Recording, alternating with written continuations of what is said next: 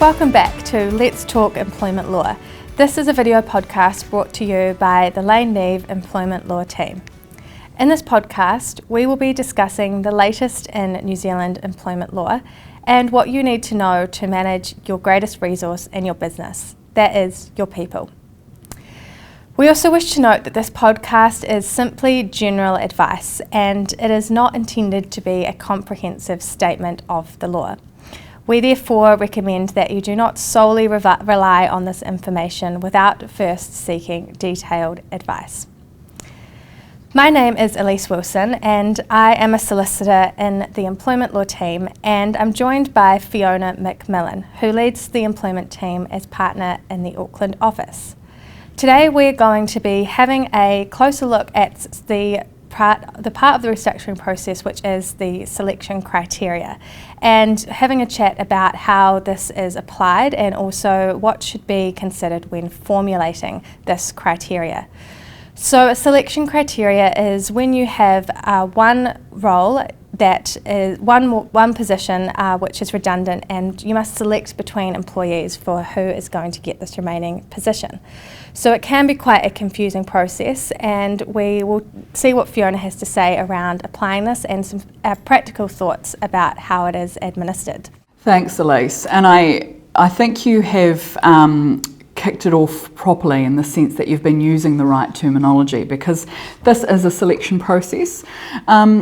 And what people often talk about is people, you might be at a dinner party and hear someone say, "Oh look, my poor sister has to apply for her job again." That's not 100% correct from an employment law perspective.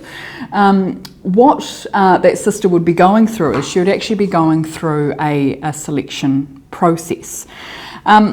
So I don't want to repeat too much of what we talked about in our last podcast around restructuring, but I think it is important for us to be clear where this fits within the process. So once you have put together a proposal to your employees about what you're looking at doing, you will then hear their feedback, and then you will make a decision about that proposal. Now, if the decision is to decrease the number of housekeepers you've got from 10 to 5, at that stage you can't go, "Right, you 5, you've got your jobs. Sorry, you other 5, you are made redundant." You've actually got to go through a selection process. Now, before I talk through what that actually looks like, the first step is that employees are actually entitled to provide feedback on the selection criteria that you're looking at applying. And we're going to talk a little bit later on about what selection criteria could look like. But where that fits in the process, you can do it in one of two ways. You can ask for their feedback when you're getting feedback on the whole proposal. So in that first proposal, you might say, "Hey, look, we're looking at going from 10 to 5 housekeepers, and this is the feedback we're looking at applying." Or alternatively, in your first proposal, you could say, "We're looking at going from 10 to 5, what's your view?" Get their feedback on that, and once you've made the decision, you could then ask for their feedback on the draft selection criteria. So either or is fine, but what I will say is getting feedback on the whole lot at the beginning can make things quicker for you. So once you have decided on what the selection criteria is going to be, as an employer, you're then obligated to apply that selection criteria. And what we often see is a scoring system. So each criteria might be out of 5 or out of 10. The other thing to keep in mind here is that each criteria doesn't have to have the same weighting. Some things may be more important to you, so you might have certain criteria that are out of 10, other criteria that are out of 5, etc. Once you've applied that criteria, people then can get the opportunity to provide feedback on their own scores. Often they might say at that point that's fine, or alternatively they might give you their view on what should go up. It's pretty rare for people to say that certain scores should go down, but look, you never know. The question we get is, do people have to see other people's scores? The starting point is no, for privacy reasons. But what you might do is you might redact other people's names, their details, and let someone see another person's scores. But I accept that probably has limited use. Once you've received all of that feedback on the way you've applied that selection criteria, you can then finalise that, and essentially then the 5 housekeepers with the top scores, they get to retain their roles, and those 5 with the lowest scores, it is at that point that they will be made redundant unless there are any other redeployment opportunities. Yeah, thanks for providing that overview, Fiona. And I think it's also good to just take a moment to also discuss what types of criteria you should be assessing people on for this process. So when formulating the criteria, it is important to ensure as far as possible that the criteria is based on transparent and objective scores that are awarded on the basis of verifiable data, rather than relying on subjective opinions of people, which when questioned or when needing to justify are a lot harder to do so.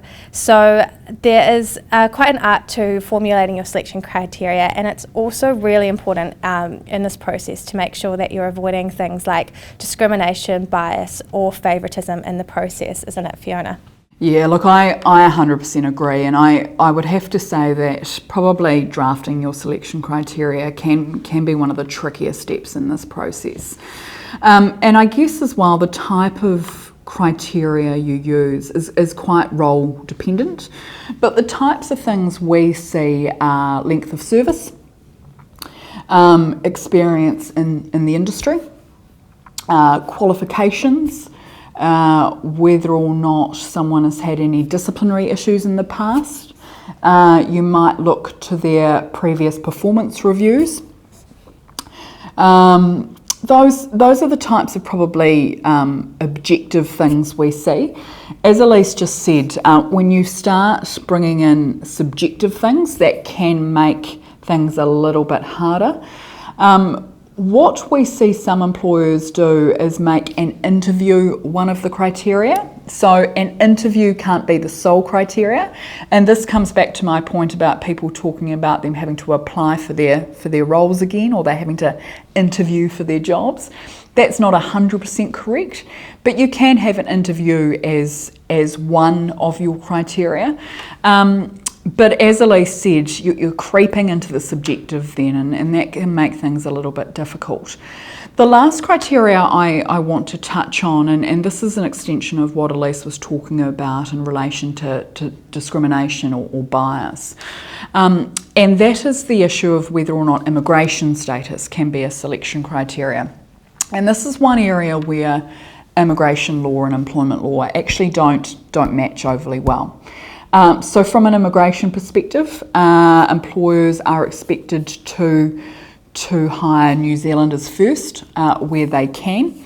But at the same time, you can't have immigration status as a criteria from a selection perspective, because arguably that creeps into what Elise was talking about, whether it be discrimination or bias. What we're starting to see as a little bit of a middle ground is a criteria might be an employee's ability to work for the business long term.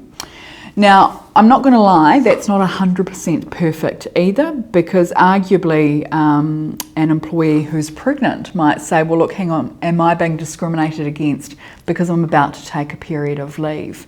So the starting point is, it is my preference that immigration status isn't a criteria, or ability to work for the company long term isn't a criteria. But I accept that there will be occasions where something like that would be beneficial. But as Elise said, I think the more we can keep away from the subjective, the more we can keep away from potential issues of discrimination or bias, the better. Great, thank you so much for those comments there, Fee. And thank you everyone for joining us today. We hope that you found this useful, and we look forward to having you tune into our next episode, where we will be looking at employment agreements and giving a basic overview of what you need to know and the do's and the don'ts here.